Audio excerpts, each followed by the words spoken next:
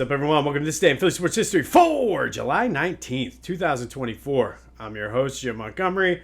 Welcome to a feel-good Friday edition of the podcast. We have made it. Seems like this week was extra long with no Phillies baseball, but here we are. Phils are back. We have a 66-game sprint to the end of the season. Eagles training camp kicks off on Tuesday. It'll be fall before you know it. Not to give anybody the August scaries or anything.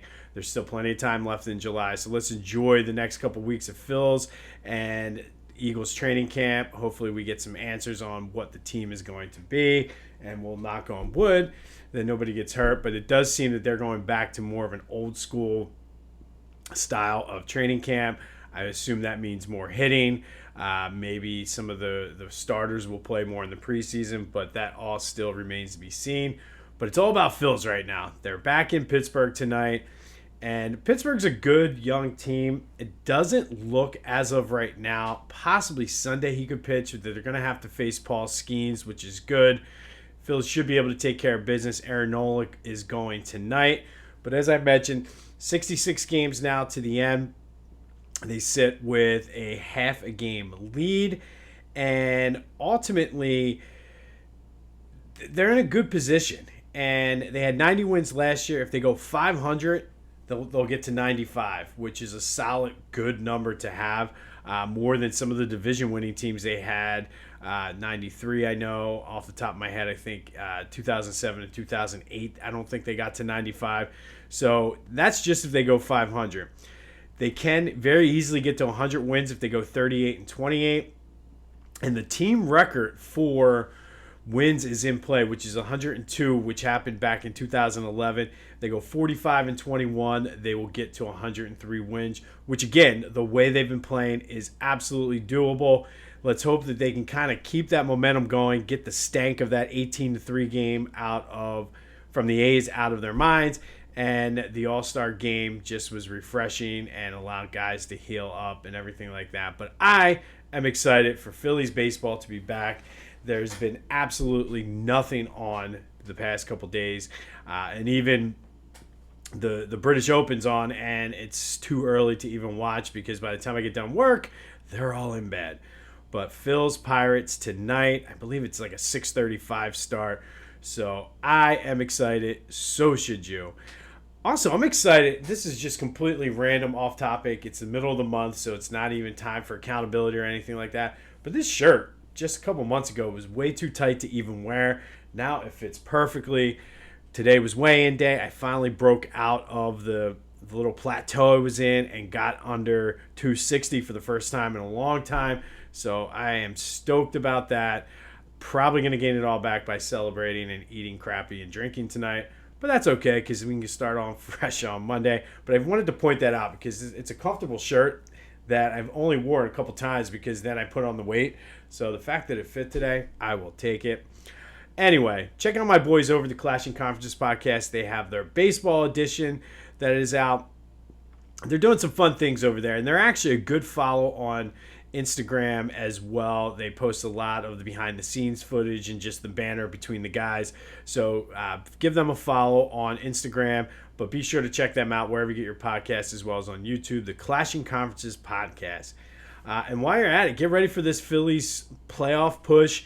Eagles are opening up training camp. Go to Philly Goat and check out all of the shirts and shoes and hats and everything they have. It's back to school. I know the kids like to put stickers on their water bottle. They have a ton of Philly-centric stickers to put on the Philly bottles, or the water bottles as well. So go to phillygoat.com.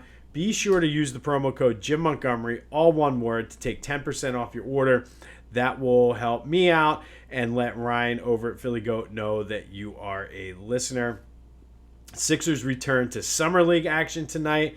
Looking for McCain to really get more consistent with his shooting. I was reading in the Inquirer this morning that he's not that concerned about it. He's trying to get his feet under him, and I think you can tell just by the way he's attacking and the way he's been playing that once the shots start to fall, because basically shooters go through slumps just like baseball players. So shooters are shooters, and he is a shooter, but he's kind of, by not having it right now in Summer League, it's allowing him to work on the other aspects of his game. So definitely something that's going to benefit him once the season start. And I wanted to say condolences to Pat Williams' family. He was the former Sixers general manager that helped build that 82-83 championship team, constructed them and built them to 4 NBA Finals. He was the one that realized they needed Moses Malone to get over the hump. And he also is the co-founder of the Orlando Magic, but a true Philly guy. Pat Williams passed away on Monday. Or, I'm sorry, not Monday. I guess it would have been Wednesday. So condolences to his family. But Pat Williams, a Philly legend, helped construct that 82-83 championship team, has passed away. All right, today we're going to go back to 1966. And on this day in 1966, Phillies lost to the Astros 8-2 in the Astrodome down in Houston. Tony Taylor was the lone bright spot for the Phillies. He went 2 for 4 with a double, triple, RBI, and a run scored. But this game is memorable, though, because it was the first game in Major League Baseball history that was played entirely on Astroturf. So the whole field was made out of Astroturf. Up until this point, when the Astrodome opened, it was just the infield, and then the outfield was grass. And I know they were trying to figure out ways to get the Astroturf out there because they couldn't keep the grass fresh. Obviously, Astroturf and I guess artificial turf has evolved over the years. Now, those that use the artificial surface, it's more of like a synthetic base. If you remember when the Eagles were at the vet, the Phillies were at the vet, they had the next turf. It had the little pebbles or whatever in it. And you even see that now in some of the stadiums for football anyway, where guys will make sliding catches and you see the pebbles go up. Most stadiums recently, though, have been going back to grass.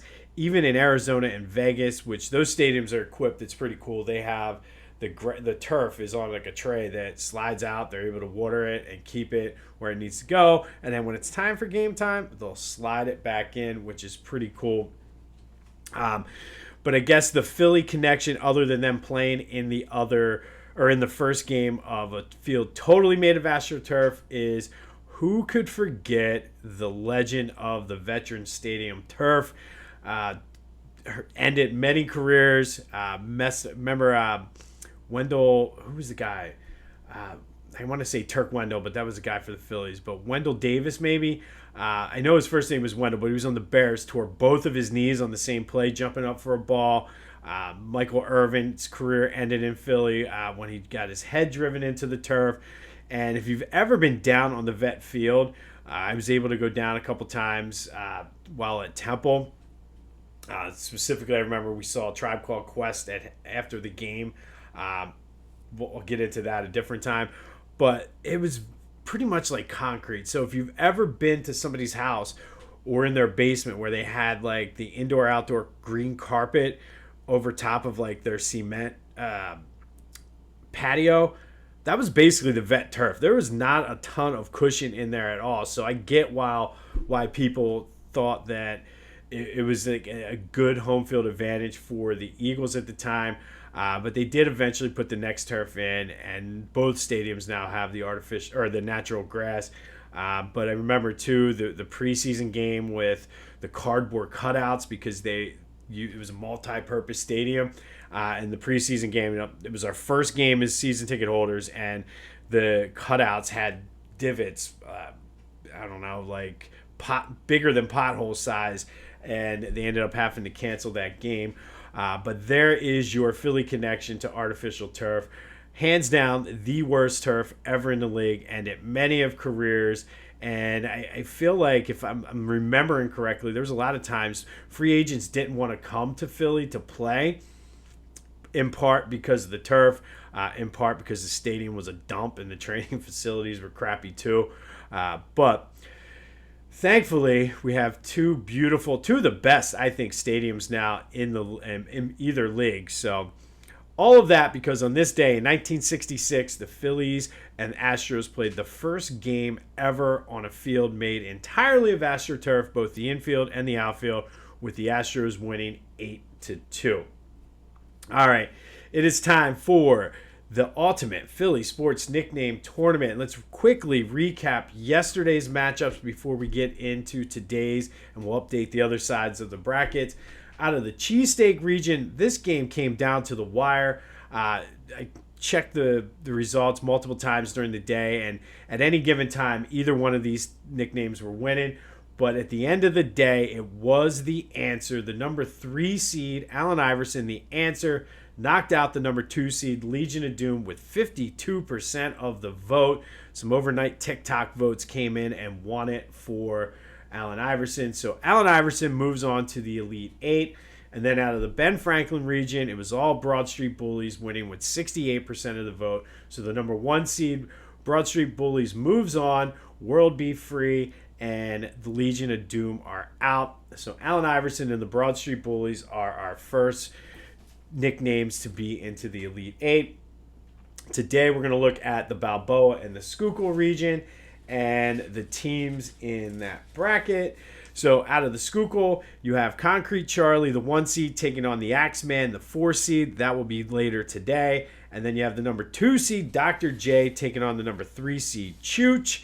And then over in the Balboa region, it's the number 1 seed, the Executioner, taking on the number 5 seed, Weapon X. And then the number 2 seed, Flying Hawaiian, taking on the number 3 seed, Minister of Defense. And for all of the crap and the emails and the feedback I got, for the most part, the seeding was pretty spot on. A couple underseeded, Smoking Joe making a nice little run as a 6 seed, but very chalky. The top nicknames, the nicknames that should have moved on, have moved on. So I will give myself a little pat on the back in the selection committee. I'll give you guys a shout out too, even though the selection committee was me. Anyway, let's get into the Sweet 16 action. Let's start in the Balboa region. The number 1 seed, the Executioner, takes on the number 5 seed, Weapon X. 2 Philly legends, Bernard Hopkins versus Brian Dawkins. And what can I say about Bernard Hopkins that I have not said already? Champion at 2 different weight classes, middle and light heavyweight. Had the 20 straight title defenses. The oldest to win a title 3 separate times. Last at like age 49. Nobody probably will ever beat that or even come close to that. Compiled a 55-8-2-2 record with 32 KOs. He overcame some mistakes he made as a kid. Was in prison, came out and said, I'm never coming back to this place. And sure enough, he never did. International Boxing Hall of Fame, Philadelphia Sports Hall of Fame. Got his nickname because of his speed and precision, but I think for me, the thing that really escalates this nickname is the fact that his getup and his whole entrance and ensemble, wearing the hood, putting his X's up. I keep mentioning that, but if you've never seen Bernard Hopkins' intro before a fight, be sure to check it out. And it didn't matter what, he always switched up the song he came out to, and it always was intimidating. I think at one point he came out to Frank Sinatra's My Way, and it still was intimidating. So YouTube, not Roy Jones, Bernard Hopkins' entrance, and you'll see what I mean. The reason I mentioned Roy Jones is that was one of those dream fights that we always wanted to see. Roy Jones beat Bernard Hopkins earlier in his career, right before Hopkins really got good. So it was soon after he got out of prison.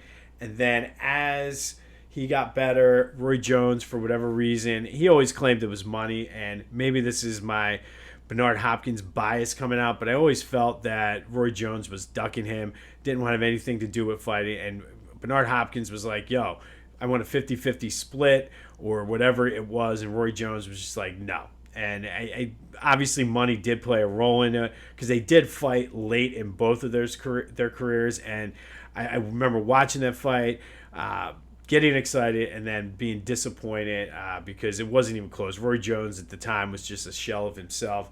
But that was the one dream match I would have loved to have seen when Bernard Hopkins was at his peak, and so was Roy Jones. And to his credit, Bernard Hopkins always said, I'll move up weight class. I don't care. Like, I just want that fight.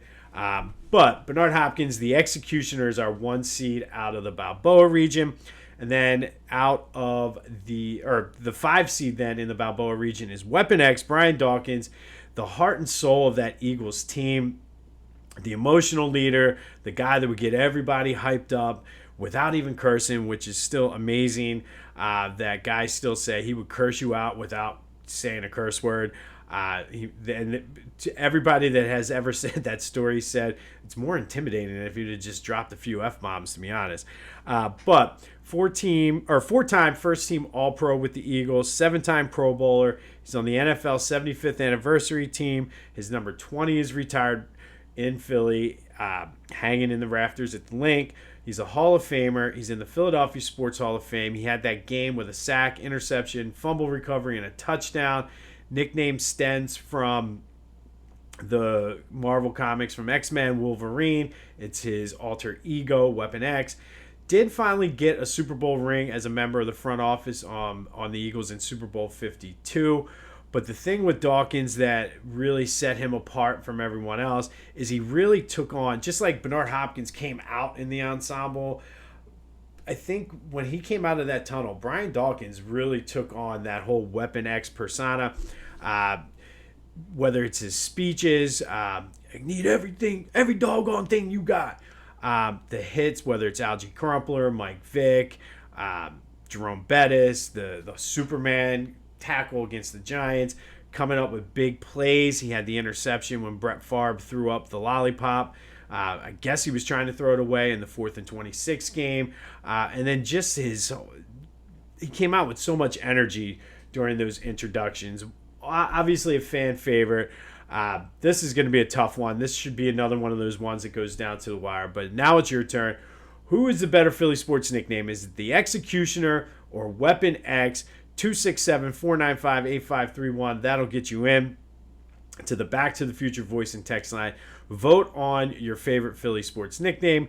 Get anything else Philly sports related off your chest. What is your prediction for the second half of the Phillies? Do they get to 100 wins? Do they break the team record? Do they fall apart? Whatever you got, it's fair game. 267-495-8531. You can also hit me up on social media. Jimbo_Mont at Twitter and TikTok, at Philly Jimbo on Instagram. I'm on Facebook, LinkedIn. Email me, comment right there on Spotify or Apple Podcasts, whatever you got to do, but get that vote in. And now we're moving over to the Schuylkill region. I apologize for that. This cold just will not go away. But over in the Schuylkill region, the number 1 seed is Concrete Charlie, taking on the number 4 seed, the Axeman, in a battle of Eagles. This should be a good one as well. Let's start with Chuck Bednarik. And as I've been saying for him, he is one of the last of the two-way players.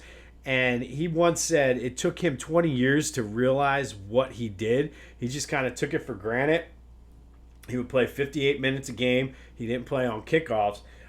He just said, they said, go out and play, and that's what I did. He played 58 minutes in the 1960 NFL Championship game. Played a big role in that. But I really did like that part of the quote. They just told me to go out and play, and that's what I did. He did technically retire in 1959. The Eagles actually had a ceremony for him the last game of the season in 1959. And he felt he had nothing left to prove. He was a first ballot Hall of Famer. He had won a championship back in 1949, his rookie year. And like I said, they had the ceremony and he was ready to just ride off into the sunset. And then that off season, his wife gave birth to their 5th kid, and he needed some money, obviously, because diapers and baby food and all that other good stuff are expensive. They offered him $15,000 to come back and play in 1960. He said, sure. He liked Norm Van Brocklin, felt he liked the direction of the team. Why not? He thought he was only going to play center anyway, which to him, he said that was one of the easiest positions to play physically. So he's like, I'll come back for $15,000 and play. Unfortunately, due to injury, he was forced to go back to playing both ways, and it all worked out for Concrete Charlie. It all worked out for the Eagles as they won the championship in 1960. Got his nickname because he was a concrete salesman in the offseason, although I still think that Concrete Charlie fits not only, I guess, because he was a concrete salesman, but just the way he played. I think that he personifies the nickname. And I think all of our guys in today's matchups personify their nickname, whether it's the Executioner, Weapon X, Concrete Charlie, or the Axeman. They just, you can see that. And I know I'm not doing an English lesson here, but they totally personify that nickname. And to me, Chuck Bednarik, along with Brian Dawkins, are two of the four guys on the Eagles' Mount Rushmore. But he's taken on another Eagles legend, the Axeman Jeremiah Trotter. Got his name because of his axe celebration to honor his late father. And when I say he personifies the Axeman, growing up as a kid, that is what Jeremiah Trotter did. He chopped wood with his dad to help make some extra money for the family. Cool story about Trotter and the way that whole situation played out with him. When he left after the 2001 season, I forgot just how contentious the relationship was between him and the Eagles. He ripped Andy Reid in the media, was not happy with the way certain things had played out. We're not happy with them not wanting to pay him. If you remember, there was and it's still true to this day, that the Eagles don't necessarily pay their linebackers. And Trotter was like, "You're kidding me. It's disrespect, all this." To their credit, the front office was not very happy with Jeremiah Trotter either. He went down to Washington, where it was a disaster. He played on the Steve Spurrier teams. Man, poor Axeman there. But after Joe Gibbs came back out of retirement to coach the Washington team, he cut Jeremiah Trotter, who was only 27, and to his credit, he called up Andy Reid, who happened to be on vacation with his family, apologized, said, "I would love to come back. I'll come back for the veteran minimum, which at the time was $600,000. I will play backup and special teams. All I want is an opportunity," and was very apologetic about the whole situation. Andy Reid, "Okay, but you're going to be a backup. We have guys here. You're going to be a special teams, as long as you're willing to do that." And he was. And to his credit, again, he gave his all and really excelled on special teams for the Eagles. All he wanted was an opportunity, and he did get that opportunity early in 2004 when the defense kind of struggled a little bit. I mean, they were undefeated, so it's hard to say the defense was struggling that much. But once Trotter got put back into Jim Johnson's defense, the defense excelled. He helped solidify it and was a huge part of their Super Bowl and their playoff run to Super Bowl 39. And to me, that is just symbolic of Jeremiah Trotter, the man. He's just a stand-up guy. And the Axeman now is our number 4 seed out of the Schuylkill region.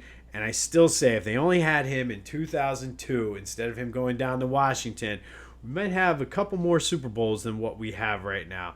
But now it's your turn. Which is the better Philly sports nickname? Out of the Schuylkill region, number 1 seed, Concrete Charlie taking on the Axeman. And out of Balboa, it is the Executioner taking on Weapon X. Get your votes in, 267-495-8531. That'll get you into the Back to the Future voice and text line. Get the vote out there. Get the word about the podcast out there. Subscribe to the YouTube channel, Jimbo_Mont. Tell your friends. Let's grow this thing. Have some fun things lined up coming soon. But let's continue to grow this thing. We're slowly getting there. It's a slow burn, which, again, we've talked on Tuesdays about. Anything worth doing is worth doing well. You just got to be patient. We're getting there, but I need you to help spread the word. This day in Philly sports history. Speaking of this day in Philly sports history, on this day in 1966, the Eagles and Astros played the first Major League Baseball game on an entire field made of Astroturf, both the infield and the outfield. The Astros beat the Phillies that day 8-2, and the Phillies are back, baby. They get underway out in Pittsburgh tonight. I cannot wait. Let's get that team record. Let's win the division, and let's bring home another World Series championship, boys. What do you say? This has been This Day in Philly Sports History for July 19th, 2024. I'm Jim Montgomery. Go have yourselves a Friday, and until next time, I'll see you when I see you.